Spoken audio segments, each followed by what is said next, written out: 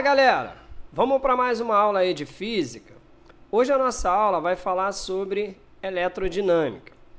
Bom, eu tenho aqui nessa figura em amarelo um circuito elétrico formado por uma bateria, dessas baterias de carro, com dois polos. O polo positivo, vocês podem ver ali, e o polo negativo. Dois condutores, um interruptor desses de liga e desliga e uma lâmpada. Bom, esse circuito, a princípio, ele encontra-se aberto. Quando é que o circuito está aberto? É quando o interruptor ele está interrompendo a passagem da corrente elétrica e, por consequência disso, a lâmpada ela se mantém desligada, né, apagada. Quando você aciona o interruptor para que a lâmpada seja acesa, nós dizemos que neste exato momento você fechou o circuito. E aí, a partir do momento que o circuito está fechado, existe a passagem da corrente elétrica. Bom, quando você fecha o circuito, obviamente que aquela lâmpadazinha ali ela vai acender. Ok. Os físicos, eles acreditavam que quando a gente fecha o circuito, a corrente elétrica ela iria circular do polo em que tivesse mais energia, que no caso seria o polo positivo, para aquele de menos energia, que é o polo negativo. De uma certa forma, o pensamento dos físicos era um pensamento bem óbvio. Por exemplo, eu tenho aqui um plano inclinado e uma esfera, né, uma bola, que encontra-se no ponto mais alto do plano inclinado. Se eu deixar essa bolinha cair, o que vai acontecer? Ela vai vir do lugar mais alto para o lugar mais baixo. Essa era a ideia que os físicos eles tinham em relação à corrente elétrica. Para eles, a corrente elétrica ela circulava do polo de maior quantidade de energia, que no caso era o polo positivo, para aquele de menor quantidade de energia, que era o polo negativo. Ou seja, eles estavam comparando a passagem da corrente elétrica com energia. Ou seja, eles entendiam que a corrente elétrica ela circulava do polo de maior quantidade de energia para aquele de menor quantidade de energia. Bom, mas será que isso realmente é o que acontece? Vamos ver. Imaginem a seguinte situação. Você tem duas esferas, uma esfera A eletrizada positivamente. Isso significa que na esfera A existem mais prótons do que elétrons. E uma esfera B eletrizada negativamente, onde sabemos que na esfera B teremos mais elétrons do que prótons. Bom, quando a gente faz a ligação da esfera A com a esfera B, o que acontece aqui nesse caso? Elas vão entrar num equilíbrio, porque cada elétron de B vai ser neutralizado pelos prótons de A, tá? Ok. Agora, imagine uma outra situação em que você tem novamente duas esferas, em que a esfera A é eletrizada positivamente e a esfera B eletrizada negativamente. Olha, veja só.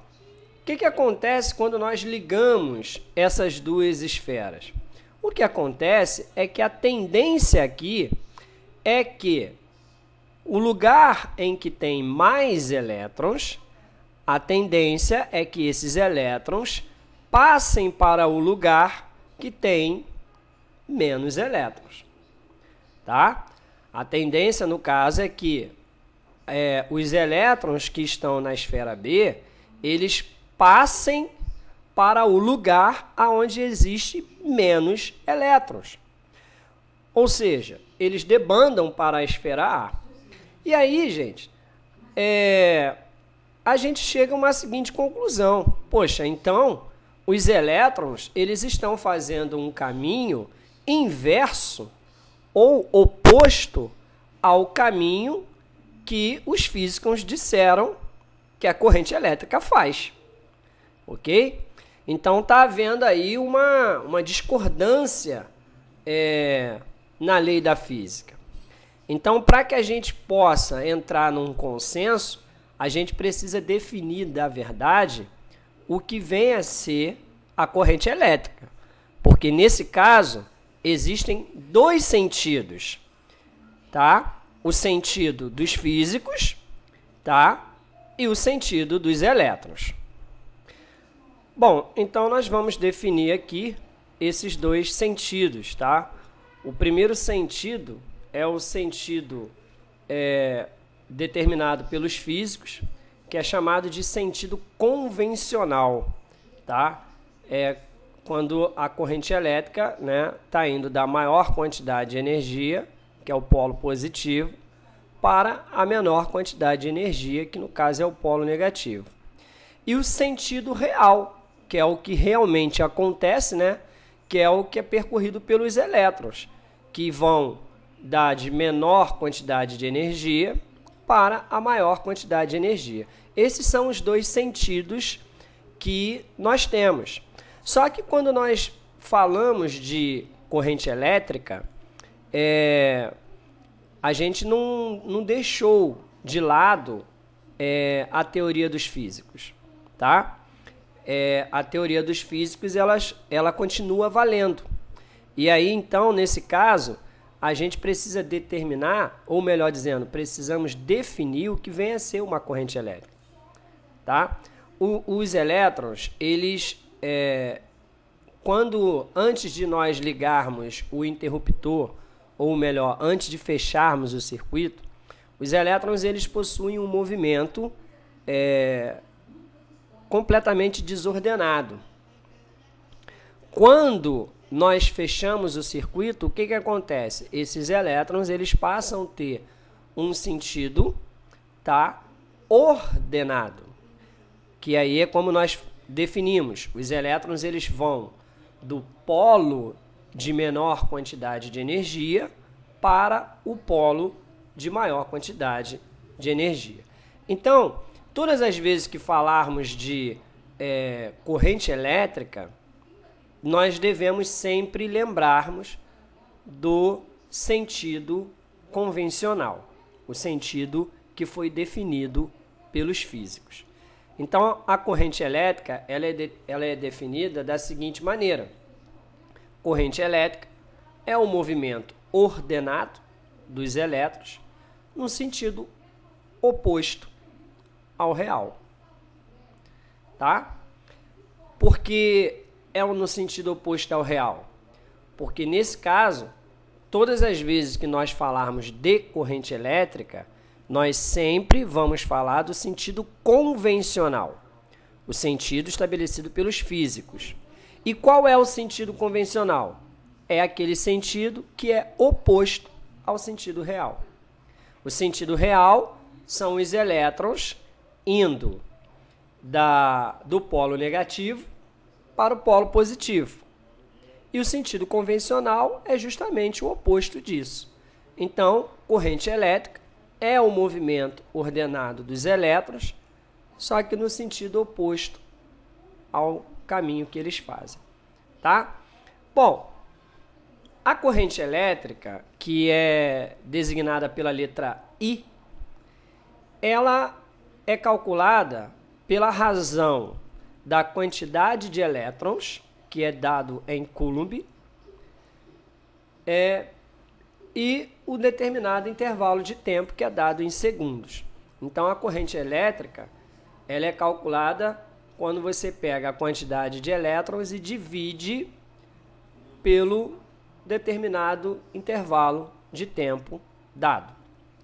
Quando você divide Coulomb por segundo, você tem uma unidadezinha chamada ampere, em homenagem a esse físico, tá?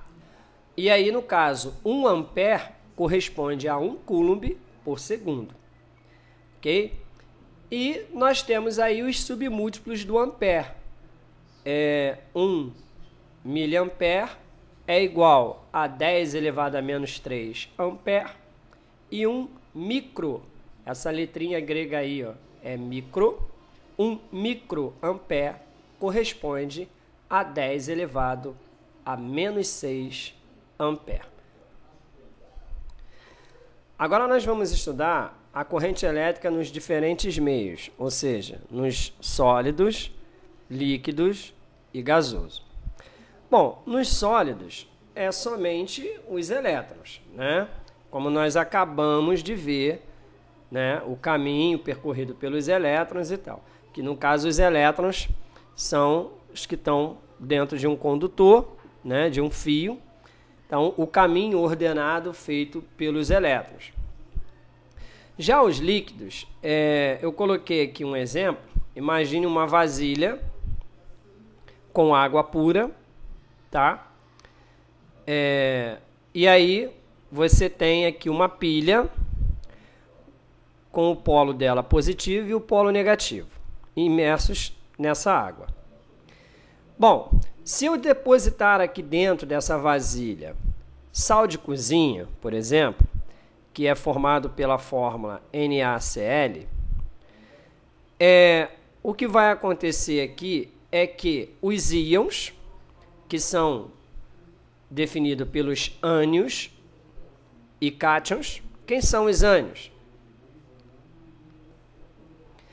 Lembrando lá de nossas aulas de química, né, que nós temos na escola, os ânions são aqueles elementos que possuem mais elétrons do que prótons, ou seja, eles possuem excessos de elétrons, então estão eletrizados negativamente. E os cátions são aqueles elementos que estão eletrizados positivamente, eles possuem mais prótons do que elétrons. Então, no caso, o Na, o sódio, ele é da família 1A, né, na tabela periódica. Ele é um cátion. Ele possui um próton a mais, né, na sua carga. E, por sua vez, o clóron, que é da família 7A, na tabela periódica, ele possui um elétron a mais na sua carga. Então, você tem que o cátion é o sódio e o ânion é o cloro. Aquele elemento que está eletrizado positivamente, ele praticamente é atraído para o polo negativo da pilha, né? Pelo fato dele ter carga positiva, né, e os opostos atrás, então os cátions eles são atraídos para o polo negativo da pilha. Por sua vez, os ânions, que possuem carga elétrica negativa, eles são atraídos para o polo positivo da pilha. Como nós falamos no início da aula, né? São os elétrons que a tendência deles é irem para o lugar onde tem menos elétrons. Então, o elemento que está eletrizado negativamente, a tendência dele é ir para o polo positivo da pilha. Então, ou seja, nas soluções eletrolíticas, as partículas portadoras de carga são os íons. São os íons que vão, no caso, conduzir, né, as cargas elétricas. No caso, os íons são exatamente os ânions e os cátions, que se movimentam sob a ação da força do campo elétrico, tá? Aquele Ezinho que está ali simboliza o campo elétrico, tá? E o campo elétrico, ele está indo no sentido convencional, o sentido que foi definido pelos físicos, que saem do polo de maior energia, que é o positivo, para o polo de menor energia, que é o negativo. Então, os cátions, eles fazem o percurso deles no mesmo sentido do campo elétrico. Por sua vez, os ânions, eles fazem o percurso deles no sentido oposto ao sentido do campo elétrico. Tá?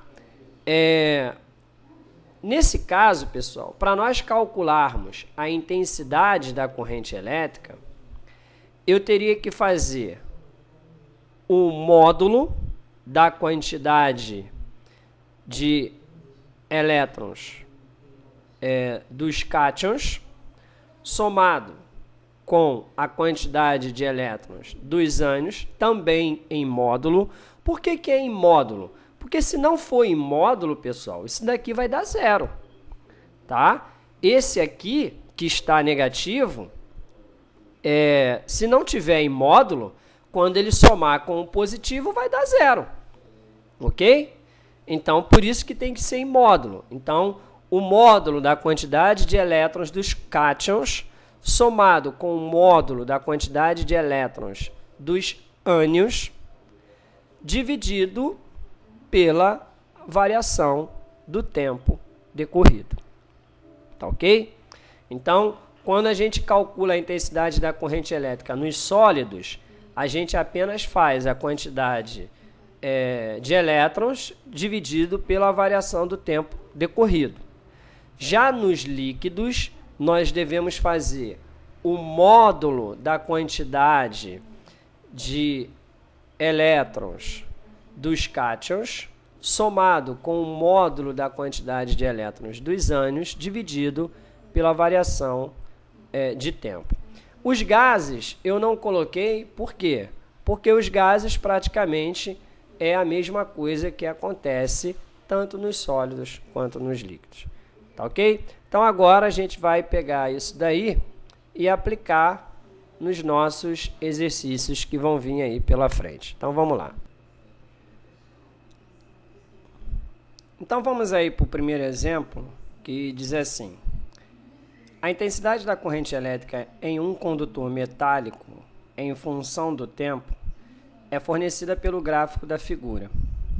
Sendo a carga elementar E igual a 1,6 vezes 10 elevado a menos 19 Coulomb, determine a carga elétrica que atravessa uma seção do condutor em 8 segundos e o número de elétrons que atravessa uma seção do condutor durante esse mesmo tempo. Então vamos lá. Bom, nós temos aí um gráfico de intensidade da corrente e do tempo. Então, eu vou colocar aqui a fórmula para calcularmos a intensidade da corrente, que é a variação da quantidade de elétrons pela variação do tempo decorrido. Olha, I é igual a ΔQ sobre ΔT. Se nós passarmos esse ΔT para o outro lado, nós temos que ΔQ vai ser igual a I vezes ΔT. Poxa, ou seja, I vezes ΔT corresponde exatamente à área desse gráfico que nós temos aí. Então, basta eu calcular a área desse gráfico, que aí eu já vou saber quanto eu tenho de elétrons nesse problema.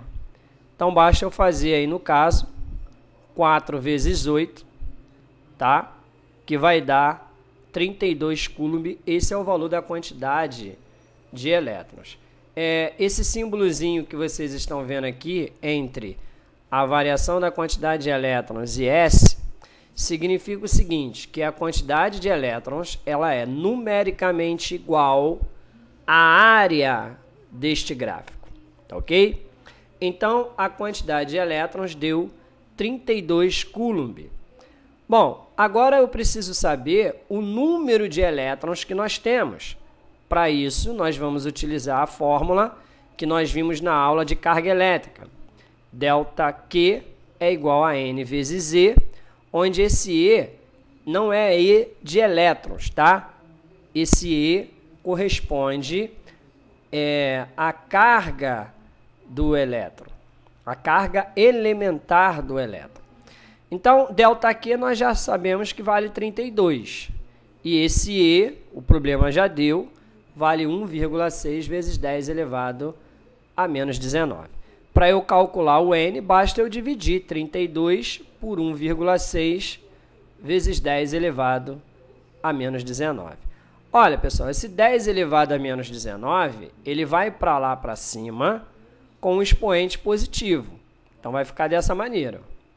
E aí, basta eu dividir 32 por 1,6, que vai dar 20. Então, eu tenho 20 vezes 10 elevado a 19. Olha, 20 na tabuada, a gente sabe que é 2 vezes 10. E aqui, ó, nós temos o quê? 10 vezes 10 elevado a 19, ou seja, isso daí é uma multiplicação de potências de mesma base, onde nós devemos repetir a base e somarmos os expoentes. Então, eu tenho 2 vezes 10 elevado a 20 elétrons. Esse é o número de elétrons que nós estávamos procurando neste problema. Para terminar a nossa aula de hoje, o exemplo 2 que diz assim: num relâmpago, em 10 elevado a menos 4 segundos, desce, em média, 2 vezes 10 elevado a 19 elétrons da nuvem para a Terra. Ache a intensidade da corrente elétrica devido a esse movimento de cargas. Considere o E igual a 1,6 vezes 10 a menos 19 Coulomb. Então, vamos lá para a solução. Então, vamos aí para a solução, né? Nós temos que ΔQ é igual a N vezes Z, onde esse E vale 1,6 vezes 10 elevado a menos 19 Coulomb. O número N também foi dado no problema, tá ok? Então, aqui nós vamos calcular a quantidade de elétrons. Bom, o N vale 2 vezes 10 elevado a 19 e o E vale 1,6 vezes 10 elevado a menos 19. 2 vezes 1,6 é 3,2.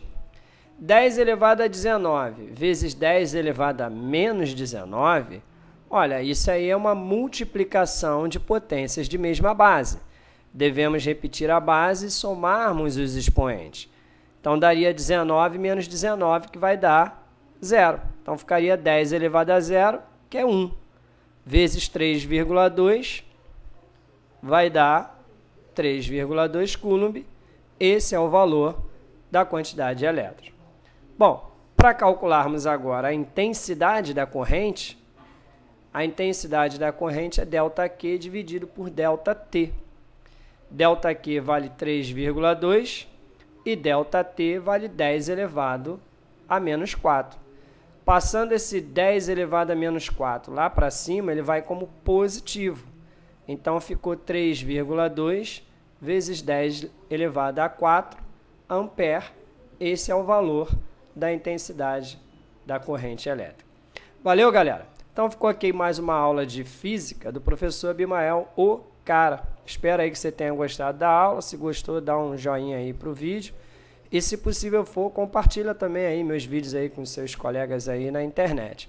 Inscrevam-se também no meu canal, professor Abimael Ocara, porque aí, assim, vocês vão ficar sempre por dentro, né, das aulas que eu posto aqui no YouTube, tanto de matemática quanto de física também. Ok? Fiquem com Deus, lembrando sempre daquilo que Jesus sempre nos disse, que Ele é o caminho, a verdade e a vida. Ninguém vai ao Pai a não ser por Ele. Tá? Um forte abraço e até a nossa próxima aula. Tchau, tchau. Fui!